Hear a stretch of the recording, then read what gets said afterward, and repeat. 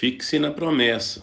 Olá, espero que você esteja bem. Nós estamos aqui mais uma vez para darmos continuidade ao estudo do livro de Gênesis, hoje Gênesis 47, mas antes é necessário que eu faça alguns pedidos. E o primeiro é para que você não apenas curta, mas compartilhe esse estudo com outras pessoas, para que outras pessoas venham ser abençoadas. Outro pedido é para você nos seguir nas nossas redes sociais, porque através dela você vai ter acesso aos dias, horários e temas dos estudos que disponibilizamos ali na igreja. Portanto, venha fazer parte, porque certamente você vai adquirir mais conhecimento de Deus. E outro pedido é para que você leia todo o capítulo, no caso, hoje, capítulo 47, para que você entenda a parte que nós estamos destacando. E depois desses pedidos, vamos para o texto de hoje, Gênesis 47, a partir do versículo 27 até o versículo 31, o último versículo do capítulo, que diz: Os israelitas se estabeleceram no Egito, na região de Gósen. Lá adquiriram propriedades, foram prolíferos e multiplicaram-se muito. Jacó viveu 17 anos no Egito e os anos da sua vida chegaram a 147. Aproximando-se a hora de sua morte, Israel chamou seu filho José e lhe disse: Se quer agradar-me, ponha a mão debaixo da minha coxa e prometa que será bondoso e fiel comigo. Não me sepulte no Egito. Quando eu descansar com os meus pais, leve-me daqui do Egito e sepulte-me junto a eles. José respondeu: Farei como o Senhor me pede. Mas Jacó insistiu: Jure-me. E José lhe jurou. E Israel curvou-se, apoiado em seu bordão. Portanto, agora nós vemos aqui toda a história aí de como José conquistou o Egito para o faraó. E assim, então, o faraó ficou dono de todas as terras. A gente percebe aqui, né, como já falamos, que é necessário que leia todo o capítulo. Então, quando Jacó chega, né, vai se apresentar ali para o faraó, José o leva ali para apresentá-lo a faraó, e aí tem todo ali o desfecho ali desse período, dessa cerimônia ali, onde os dois se conhecem, e depois vai falar como é que José fez nos anos de fome, nos anos que se seguiam ali de fome. A gente percebe aqui então que José adquire então a prata desse povo para vender então para eles ali comida. Depois eles vendem ali os animais para José em troca de comida. E aí depois eles se vendem e vendem sua terra ali para que eles possam sobreviver. Então José mostra ali ainda esse lado bom dele, dessa justiça dele, onde apesar dele dar para eles ali o alimento, ele também dá para o povo também sementes para que eles possam plantar e colher, mas ele pede então que 1/5 da produção seja do faraó, que é o preço que eles vão pagar ali para essa benevolência que eles estão recebendo ali de José. E os outros 4/5 eles gastam ali segundo a vontade deles ali. E aqui a gente percebe então indícios aqui do dízimo que ainda será estabelecido com Moisés, quando nós iniciarmos lá o estudo de Êxodo. Então a gente vai perceber ali no Êxodo ali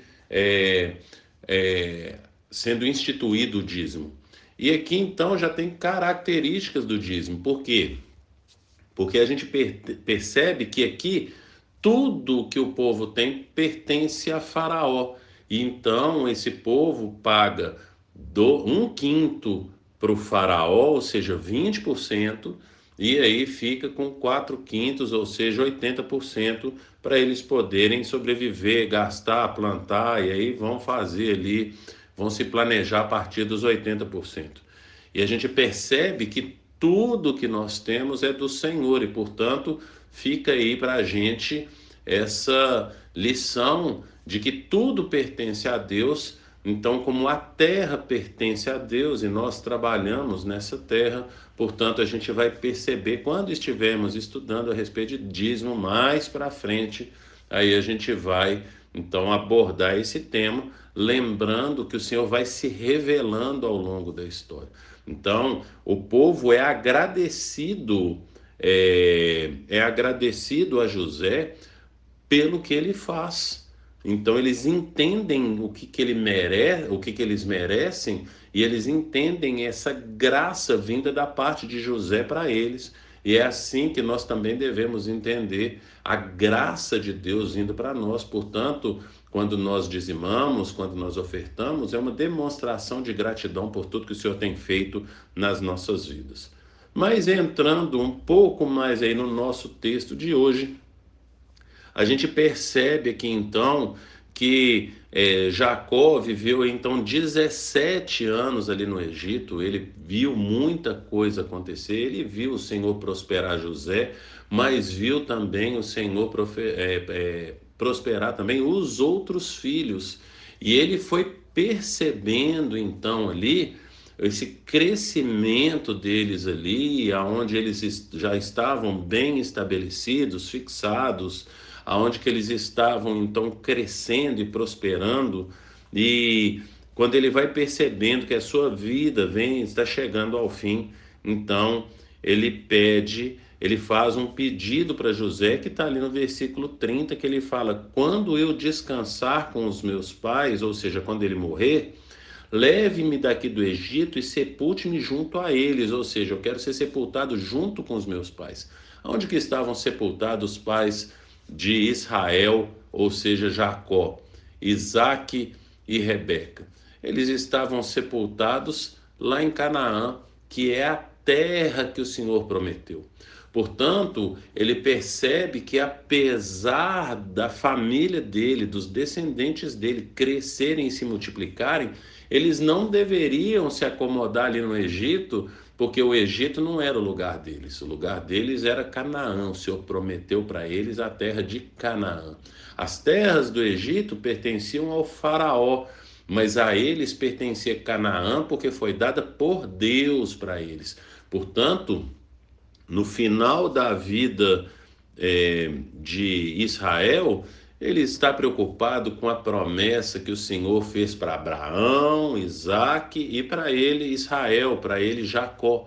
Portanto, a bênção deles não está no Egito. Egito é um momento de passagem, Egito é um momento em que é necessário para eles crescerem, para eles se multiplicarem, para voltarem para Canaã, e aí sim tomarem Canaã por posse, porque o Senhor havia dado essa terra para eles. Portanto, Jacó, Israel, ele está preocupado com a promessa de Deus. Ele entende o cuidado de Deus, ele entende o socorro de Deus, ele entende aquele filho que para ele já havia sido morrido, agora ressuscitou, né? Assim, veio de entre os mortos, porque para ele já era. Ele percebe tudo que o Senhor tem feito ali na vida do filho dele, ali no Egito, como cresceu, como prosperou. Ele começa a perceber os filhos também, os outros filhos também crescendo, prosperando, se multiplicando, mas ele não deixa esquecer essa promessa de Deus para a descendência dele. Abraão sabia que era para a descendência dele.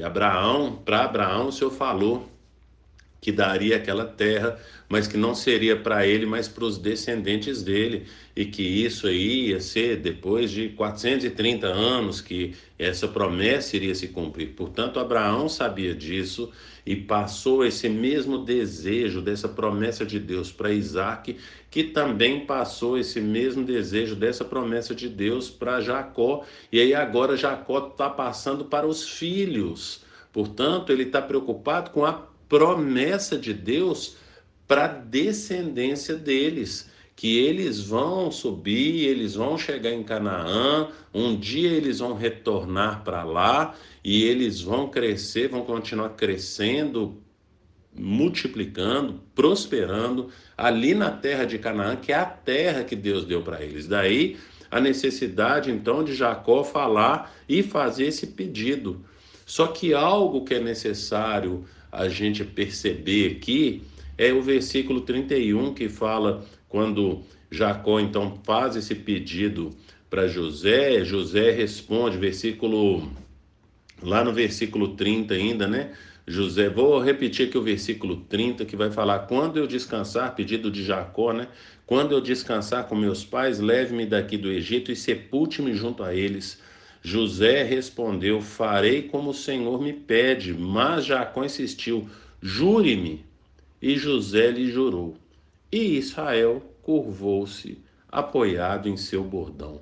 Portanto, agora a gente vê mais uma vez cumprindo a promessa do Senhor, lá que ele tinha dado para José a respeito dos sonhos, né? Então José teve os sonhos e aí ele viu lá o sol e a lua se curvando diante dele, e aí agora o sol, que representa o pai dele, se curva diante dele, né? E Israel curvou-se apoiado em seu bordão. Agora Jacó reconhece José e então ele se curva, ele se prostra ali diante dele e cumpre-se então ali o sonho de José. E perceba que esse sonho de José, o cumprimento desse sonho de José, vem acompanhado do pedido de Jacó, que é a respeito da terra prometida. Jacó ele percebe que o Senhor veio cumprindo tudo aquilo que ele prometeu e ele ainda há de cumprir a promessa a respeito da terra. E aí agora ele passa isso para José e José tem essa experiência aonde ele vê cumprindo aquilo que o Senhor falou com ele através de sonhos, se cumpriu, e aí ele precisa se lembrar, ele não pode se esquecer de que a promessa maior de Deus é a terra de Canaã.